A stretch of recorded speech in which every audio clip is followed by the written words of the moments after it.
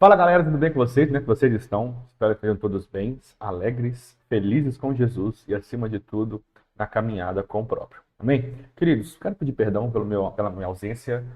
Não tem muita desculpa, a não ser falar que é minha correria de trabalho. Mas também foi um pouco de desleixo, porque a gente sempre sabe que se tivesse colocado um pouquinho mais de empenho, sempre dava, né?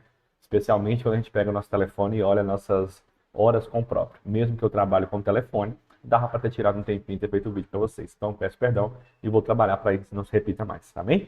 Queridos, abre comigo em João, capítulo 20, no verso 28 ao 31. A palavra diz assim: E Tomé respondeu e disse-lhe: Senhor meu e Deus meu. Disse-lhe Jesus: Porque me viste, Tomé, creste. Bem-aventurados os que não viram e creram. Jesus, pois, operou também em presença de seus discípulos muitos outros sinais que não estão escritos neste livro. Estes, porém, foram escritos para que creiais que Jesus é o Cristo, o Filho de Deus, e para que, crendo, tenhais vida em seu nome. Tomar um cafezinho, você aceita? Então, eu quero falar hoje um pouco sobre milagres. Foi um tema que foi abordado na minha igreja recentemente e gerou um pequeno debate, na verdade. E eu creio que nós precisamos entender algumas coisas. Eu até fiz uma pergunta no meu Instagram, duas perguntas, na verdade. Até brinquei assim, né? É para o meu TCC.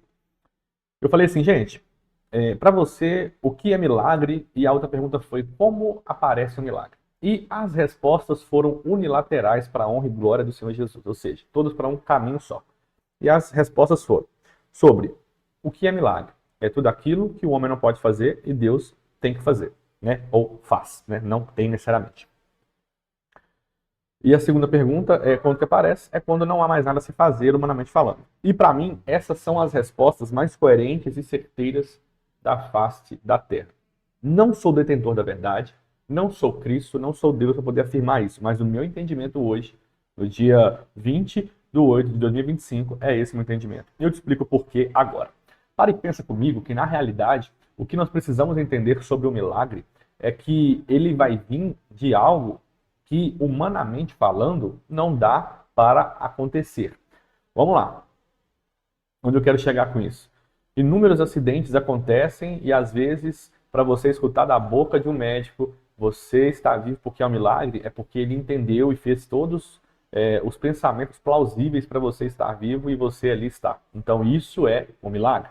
O que eu quero dizer é que o milagre, ele necessita, para ele ser um milagre, de uma intervenção humana. Por exemplo, minha mãe passou por uma situação há uns anos atrás de fazer uma cirurgia de ponte safena, uma cirurgia que abre o peito e faz lá alguns procedimentos que são muito perigosos, né? Só por abrir o peito e fazer uma cirurgia no coração já é muito perigoso por si só. Isso é milagre? Não, não é milagre.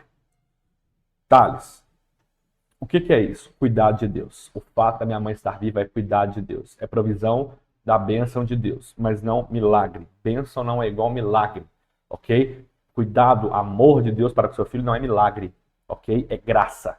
Mas o ponto é, o fato de eu pensar assim me leva para uma outra linha de raciocínio, do tipo, minha mãe ter sido uma cirurgia, ter tido uma boa cirurgia não é milagre, mas o fato de Deus fazer o homem um ser racional e permitir que essa cirurgia existisse, talvez seja um milagre, ok? Ah, então de tabela sua mãe é um milagre?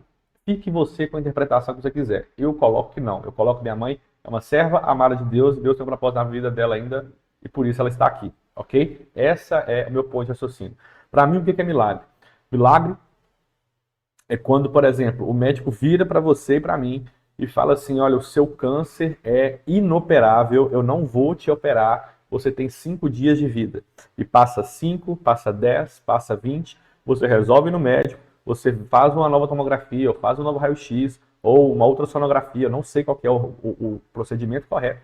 E o médico fala assim: o seu tumor diminuiu, você não tem mais câncer, você não tem mais nenhuma evidência de que você foi cancerígeno, e por aí vai. Isso para mim é milagre. Só que para mim, Thales Soares Ferreira, pastor da Igreja Shekinah, para isso acontecer, eu entendo que há a necessidade de uma movimentação humana primeiro, para depois existir uma movimentação divina. O que eu quero chegar e dizer a isso? Mesmo que talvez o câncer foi Deus que permitiu, né? Quando eu falo Deus permitiu, tudo acontece na permissão de Deus, mas eu falo assim, aconteceu porque Deus tinha esse plano para você, e não porque algo diferente aconteceu. Você precisa fazer toda uma movimentação de que eu tenho que ir ao médico ver o que está acontecendo, tenho que ir aonde os especialistas vão mandar eu ir. E quando falar assim, não tem nada para fazer, para mim o milagre acontece aí para frente.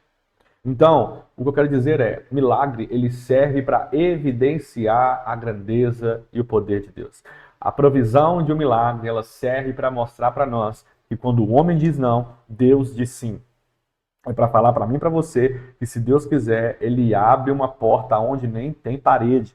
Tá entendendo? E o que acontece aqui nesse texto de João é que Tomé precisou ver para crer sobre as feridas de Jesus na cruz do Calvário. E você já até deve ter escutado que muitas das vezes, está sendo crente Tomé, precisa ver para quê? Ver para crer. Mas a verdade é que Tomé talvez só foi um homem mais racional e não deixou ser guiado por emoções. Tá errado ou não? É outra história, é um outro assunto. Mas o que eu quero dizer para você é que o próprio Jesus fala que para viver milagres, nós precisamos de crer e não de ver, ok? São coisas distintas, porque crer é algo espiritual, ver é algo físico. Enquanto os meus olhos veem, eu estou num olhar terreno, mas quando a minha fé começa a ver, começa a projetar algo, eu consigo ir adiante, eu consigo entender e colocar em meu coração que isso vai me levar a um novo nível, e é um nível onde o milagre pode acontecer. Fato. E uma coisa eu quero deixar claro. Mesmo você e eu tendo feito tudo, e humanamente falando, e o médico falar que não, talvez Deus vai continuar com a resposta do médico e falar que também é não e acabou. Tá tudo bem.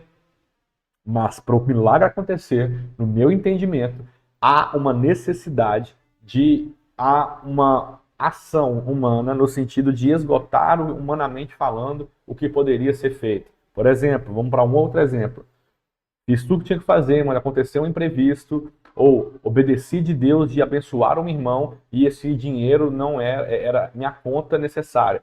Deus vai abençoar? É milagre. Só que se parar para pensar, é um milagre mais sobre obediência do que propriamente um milagre por milagre, ok? O que eu quero dizer é que, assim, foi mais uma consequência da sua obediência à provisão de Deus do que propriamente um milagre avulso e aleatório. Esse é o ponto. O que eu quero falar com você é que não adianta só levantar para os céus e falar que quer viver um milagre se você não teve a mortificação. Não adianta levantar as mãos para os céus e dizer que quer viver um avivamento, mas você não faz nada para ir em direção ao tal. Esse é o meu ponto aqui. Que para nós vivermos o extraordinário e vivermos milagres, há necessidade de esgotar tudo quanto pode ser feito humanamente falando. E esse é o ponto para mim. Amém? Queridos, espero que tenha feito sentido para vocês e, acima de tudo, você seja edificado, tá bom? Fique com Deus, até a próxima aí. Tchau, tchau.